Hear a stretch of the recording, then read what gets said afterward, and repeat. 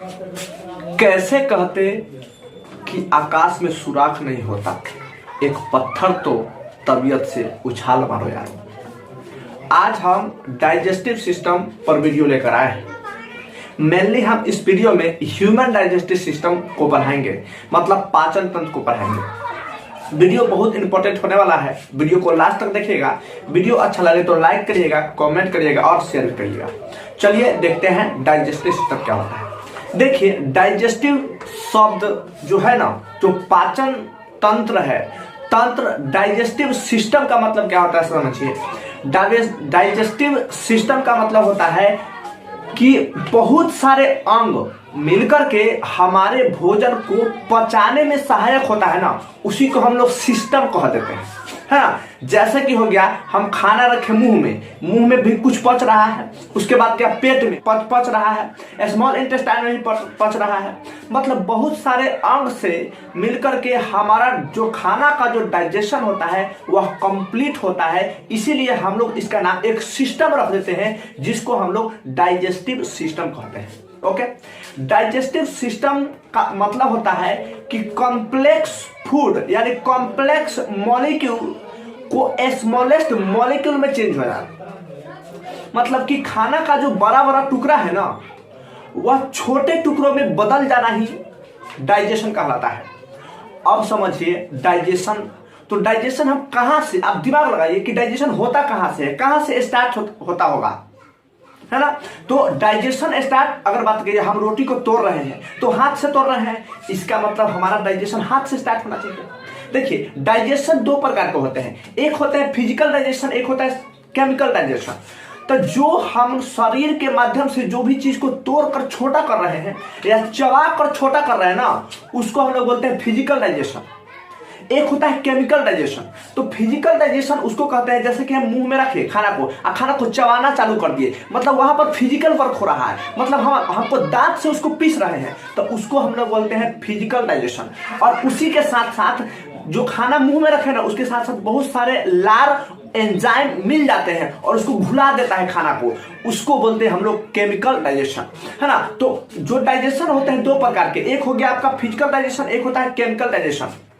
अब ये नहीं कहेगा कि हाथ से तोड़ते हैं तो बड़का वो रोटी है और रोटी को हम हाथ से तोड़ देता तो छोटा हो गया तो वो डाइजेशन हो गया, नहीं। डाइजेशन अगर आप बताइए, एगो मिठाई आपको दे दे तो डायरेक्ट मुंह में रख लीजिएगा, उसको तोड़िएगा हाथ से नहीं। यानी डाइजेशन स्टार्ट कहां से हो रहा है, मुंह से, ना कि हाथ से तोड़ कर स्टार्ट कर रहा है। मतलब खाना का पचना कहां से स्टार्ट होता है, खाना का पचना स्टार्ट होता है मुंह से, है ना। तो अगर कोई आपको क्वेश्चन कह देगा कि what do you mean by digestion, digestion क्या होता है, डाइजेशन से आप क्या समझते हो, मतलब पाचन तंत्र क्या होता है, पाचन तंत्र से क्या समझते हो। तब पाचन एक अलग हो गया और तंत्र एक अलग हो गया। मतलब बहुत सारे अंगों से मिलकर जो खाना पच जाता है उसी को कंप्लीट नाम डाइजेस्टिव सिस्टम यानी पाचन तंत्र। अगर आपको कहते हैं कि डाइजेशन क्या होता है, पाचन तंत्र से आप क्या समझते हैं, तो लिखे हुए हैं, आप स्क्रीनशॉट ले लीजिएगा कि कॉम्प्लेक्स मॉलिक्यूल ब्रेक डाउन ए स्मॉल फूड। मतलब बड़ा बड़ा जो भोजन का टुकड़ा होता है वह छोटे छोटे पीस में टूट जाना ही क्या कहलाता है, डाइजेशन कहलाता है, यानी पाचन कहलाता है ना। तो भोजन का बड़ा अणु, भोजन का जो बड़ा बड़ा अणु होगा ना, वह छोटे छोटे अणुओं में बदल जाता है, उसी को हम लोग डाइजेशन कहते हैं यानी पाचन कहते हैं, ठीक है। आखिर ये बताइए, पाचन, सपोज करिए कि अगर पाचन में ना जो खाना का जो पचना होता है वह ज्यादातर एंजाइम, अगर एंजाइम नहीं होता ना तो खाना हमारा ढंग से पचबे नहीं करता। मतलब खाना को पचाने में सबसे ज्यादा रोल होता है एंजाइम का। अगर बताइए एंजाइम अगर होगा नहीं, सपोज करिए कि लार हमारा मुंह से नहीं निकलता, अगर रोटी को हम रख देते और खूब चिबाते रहे, नहीं वो सही से पीसता भी नहीं, उसको हम चबा भी नहीं पाते, और उसको घुलाने के लिए भी तो कुछ होना चाहिए, है ना। तो हम लोग अगर डायरेक्ट रोटी को छोड़ करके टुकड़ा करके तो छोटा छोटा कर सकते हैं, लेकिन उसको प्रॉपर अच्छा से डाइजेशन करने के लिए, अच्छा से पचाने के लिए एंजाइम का होना जरूरी है ना। जो क्या होता है, जो हमको खाना को पचने में थोड़ा मदद करता है, थोड़ा फास्ट पचा देता है ना। नहीं तो अगर हमको एंजाइम नहीं होता ना तो खाना आज खा रहे हैं पचता 1-2 महीना के बाद, है ना। तो खाना को पचाने में रोल किसका हो जाता है, रोल हो जाता है एंजाइम का, ठीक है। तो एंजाइम जो है खाना को अच्छे से पचा देता है ना। तो ये बात हम लिखे हुए हैं कि enzyme helps to digest food, है ना। देखिए है ना, डाइजेशन को बढ़ा देता है, मतलब जो पाचन जो होता है ना, जो पाचन का जो दर होता है उसको फास्ट कर देता है। पचने वाला बहुत देर से भी पचनेगा तो उसको क्या करेगा, वो जो होगा एंजाइम छोड़ करके क्या करता है, चीजों को बहुत जल्दी पचा देता है। समझ गए। देखिए अगर हम बात करें कि डाइजेशन हमारे शरीर में क्या क्या चीज का होता है, हम लोग अगर खाना खाते हैं तो उसमें बहुत सारे खाना में बहुत सारी चीज रहता है। फैट रहता है, मतलब वसा रहता है, कार्बोहाइड्रेट रहता है जिसको शर्करा बोलते हैं हिंदी में, प्रोटीन्स होते हैं, है ना। इस तरीके से बहुत सारी चीजें हम लोग खाते हैं। तो आखिर पानी भी पीते हैं, है ना, बहुत सारे मिनरल्स भी लेते हैं, विटामिन भी लेते हैं। तो आखिर हमको जब खाना खाते हैं तो क्या कौन सा चीज पच जाता है, तो देखिए कभी भी पानी नहीं पचता है। क्या बताइए, पानी एक छोटा छोटा मॉलिक्यूल है जिसको हम तोड़ करके उसको और तोड़ा जा सकता है क्या, नहीं तोड़ा जा सकता है। तो ये ऑब्वियसली पानी का डाइजेशन नहीं होता होगा। उसी प्रकार मिनरल है तो मिनरल का भी डाइजेशन नहीं होगा। उसी प्रकार विटामिन है तो विटामिन का भी डाइजेशन नहीं होगा। वो डायरेक्ट हम लोग खा लेते हैं और वो ब्लड के माध्यम से ब्लड में घुल कर डायरेक्ट सेल तक पहुंच जाता है ना। तो इस तरीके से, लेकिन कार्बोहाइड्रेट में क्या होता है, कार्बोहाइड्रेट का पाचन होता है ना। अगर बात करें कि प्रोटीन, तो प्रोटीन का भी पाचन होता है। फैट, तो फैट का भी पाचन होता है। तो कुल मिलाकर के याद रखिएगा कि कार्बोहाइड्रेट, प्रोटीन और फैट का डाइजेशन होता है, लेकिन पानी हो गया, विटामिन हो गया, मिनरल्स हो गया, इसका डाइजेशन नहीं होता है। समझ गए ना। तो अब देखिए, अब हम लोग मेनली डाइजेशन स्टार्ट कहां से होता है, मुंह से। तो मुंह से ना मेन जो डाइजेशन करने का काम करता है, जो खाना को पचाने का काम करता है, कौन करता है, हमारा दांत, है ना। जब खाना रख दिए तो उसको बड़का रखे हैं, उसको तोड़ना कौन प्रारंभ करेगा, तोड़ना कौन, दांत करेगा। किसके हेल्प से, एंजाइम की हेल्प से, लार के हेल्प से। वहां पर क्या करेगा, दांत उसको पीस करके और छोटा छोटा भाग में कर देगा। मतलब सबसे पहला जो अंग हो गया, सबसे पहला जो डाइजेशन का पार्ट हो गया, क्या हुआ, हमारा मुंह हो गया। मुंह में कौन हो गया, दांत हो गया, है ना। तो अब चलिए हम नेक्स्ट में दांत को स्ट्रक्चर को पढ़ते हैं कि दांत किस तरीके से ना पाचन को मतलब करवाता है, और दांत कितने प्रकार के होते हैं और वह कैसे कैसे दांत कार्य करता है ना। चलिए नेक्स्ट को देखते हैं। चलिए तो हम अब देखते हैं कि डाइजेस्टिव सिस्टम में जो दांत है वह किस तरीके से कार्य करता है। हम जानते हैं कि खाना कहाँ से पचना प्रारंभ होता है, खाना का जो डाइजेशन होता है वह मुंह से पचना चालू होता है। मतलब मुंह से पचना मतलब दांत पचाता है उसको। जैसे दांत से हम रोटी लेके काट दिए तो छोटा हो गया, छोटा ही होना क्या कहलाता है, डाइजेशन कहलाता है, पाचन कहलाता है। तो देखिए हमारा जो दांत जो होते हैं ना, दांत के 4 प्रकार है ना। तो उसमें कौन कौन से दांत का क्या कार्य है ना, उसको देखते हैं। देखिए तो ये हम एक मतलब तीत का हम ये बनाए हुए हैं, उससे देखिए हमारा जो ये आगे वाला जो 4 गो दांत है ना, ये जो आगे वाला जो 4 गो दांत है उसको हम लोग बोलते हैं इंसीजर। क्या बोलते हैं, इंसीजर। मतलब आगे वाला, अगर देखिए ऊपर वाला को हम बात करते हैं, नीचे को छोड़ दीजिए, ऊपर वाला को अगर बात करेंगे तो ऊपर कितने दांत है, 4 गो दांत है, जिसको बोलते हैं हम लोग इंसीजर। उसके बाद यहाँ पर देखिएगा ना तो यहाँ पर 2 गो लंबा लंबा दांत होगा, है ना, एक इधर और एक इधर लंबा लंबा, उसको हम लोग बोलते हैं केनाइन, है ना। तो ये हो गया इंसीजर, और इधर लंबा वाला को बोलते हैं हम लोग केनाइन। उसके बाद 2 गो अंदर होता है प्रीमोलर, उसके अंदर और होता है 3 गो, जिसको हम लोग बोलते हैं मोलर, है ना। तो यहां से समझिए, जैसे देखिए आगे वाला जो 4 गो दांत है, उसको हम लोग बोलते हैं इंसीजर। उसके बाद 2 गो इस तरीके से नुकीला दांत होगा,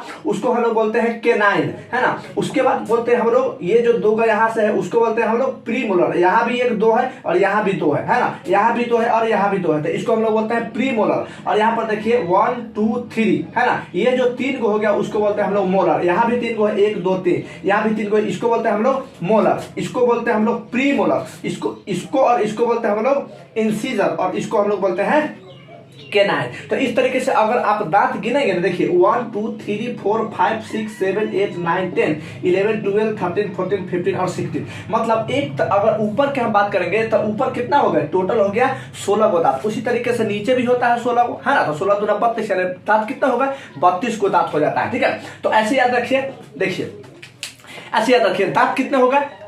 अगर ऊपर बात करेंगे तो ऊपर में 16 गो, 4 गो होता है आपका क्या, 4 गो होता है इंसीजर, है ना, 4 गो हो गया इंसीजर। उसके बाद 2 गो नुकीला वाला हो गया केनाइन। उसके बाद हो गया, उसके अंदर हो गया प्रीमोलर, जो प्रीमोलर 2 गो रहता है, 2 गो इधर और 2 गो इधर, है ना, प्रीमोलर। उसके अंदर हो गया 3 गो, इधर हो गया क्या, मोलर, इधर भी 3 गो मोलर। इस तरीके से 16 गो दांत ऊपर हो गया। अगर नीचे भी करेंगे तो नीचे भी उसी प्रकार होता है। मतलब यही दांत आपका ऊपर भी हो जाता है और इसी प्रकार का दांत आपका नीचे भी हो जाता है। देखिए यह जो दांत है ना, इंसीजर का काम है किसी भी चीज को काट देना। जैसे हम रोटी लेते हैं और दांत से काटते हैं तो क्या हो रहा है, डाइजेशन हो रहा है, मतलब कट करके छोटा हो रहा है तो दांत से काट रहे हैं। और ये जो दांत ये चबाने का काम करता है ना, इस तरीके से फाड़ने का काम करता है। तो ये जो दांत हो गया, इस तरीके से दांत हमारा जो डाइजेशन का काम सबसे पहले प्रारंभ करता है, मतलब चीजों को तोड़ देता है, चीजों को पीसना चालू कर देता है, चीजों को काटना चालू कर देता है। तो इसीलिए तो हम कहते हैं कि हमारा भोजन का पचना कहां से प्रारंभ होता है, मुंह से। लेकिन यह जो होता है डाइजेशन या फिजिकल डाइजेशन है, क्योंकि दांत के द्वारा उसको छोटा किया जा रहा है।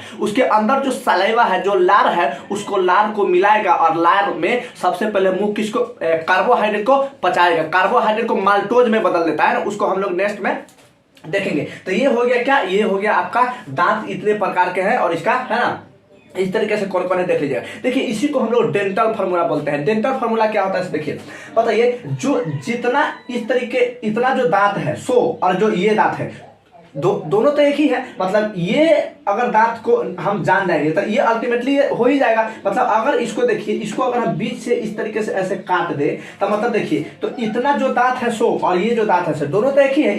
ये दोनों को भी हम लोग बोलते हैं मोलर, इसको भी हम लोग बोलते हैं प्री मोलर, है ना, इसको बोलते हैं प्री मोलर, और ये हो गया केनाइन और इंसीजर। बात तो वही है। तो अगर हम इसको इतना पढ़ ले, है ना, तो हम दांत को पूरा देख लेंगे, है ना। मतलब डेंटल फार्मूला क्या होता है देखिए, डेंटल फार्मूला कैसे निकलता है। ये दो क्या हो गया, ये दो हो गया इंसीजर, तो इसीलिए हम लोग लेते हैं 2, यानी 2 हो गया इंसीजर। याद रखिएगा यह जो डेंटल फार्मूला बना रहे हैं अभी, यह एडल्ट में है, मतलब बच्चे में ऐसा नहीं होता, बच्चों को भी हम लोग बताएंगे अभी, है ना।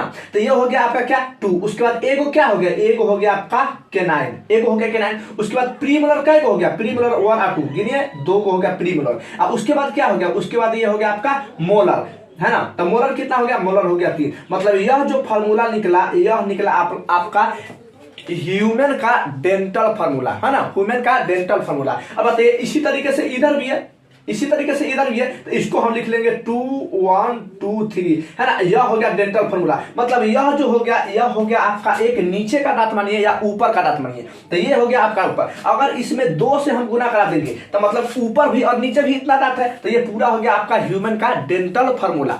बच्चा में अगर देखेंगे ना, देखिए बच्चा में यह दांत नहीं होता है, बच्चे जो होते हैं बच्चे में यह दांत नहीं होता है। उसके बाद है ना, ये होता ही नहीं है ना, तो ये तो नहीं होता। उसके बाद ये होता ही नहीं है, ये वाला जो दांत है ना, ये बच्चा में नहीं होता है ना। तो मतलब कौन मोलर, तो देखो मोलर कितना 3 को, लेकिन लास्ट वाला जो मोलर होता है बच्चा में नहीं होता है। लास्ट वाला मोलर बच्चा में नहीं होता है। अब प्री मोलर तो एक होता ही नहीं है, बच्चा में एक नहीं होता है। तो इसीलिए जो बच्चा का जो फार्मूला बनता है ना, जो डेंटल फार्मूला हम लोग जो बच्चे को निकालते हैं, देखिए इसमें क्या हो गया 1 और 2, मतलब ये तो आता है बच्चा में, ये आता है जिसको बोलते हैं इंसीजर, इंसीजर आएगा मतलब हुआ 2, है ना। उसके बाद देखिए ये भी केनाइन भी बच्चा में आता है, तो केनाइन हो गया। उसके बाद देखिए क्या प्रीमोलर है, एक में नहीं है, तो एक में नहीं है तो 0 हो गया, 0 हो गया। उसके बाद क्या है, उसके बाद देखिए ये क्या है, ये आपका है मोलर। तो मोलर तो लास्ट वाला होता नहीं, तो मोलर क्या हो गया 2 गो, तो ये हो गया आपका बच्चे का फार्मूला। मतलब एक तरफ उतना ही और दूसरे तरफ भी क्या रहेगा, उतना रहेगा। और ये हो गया एक ऊपर का या नीचे का कोई मान लीजिए। उसके बाद अगर इसको 2 से गुना करा देंगे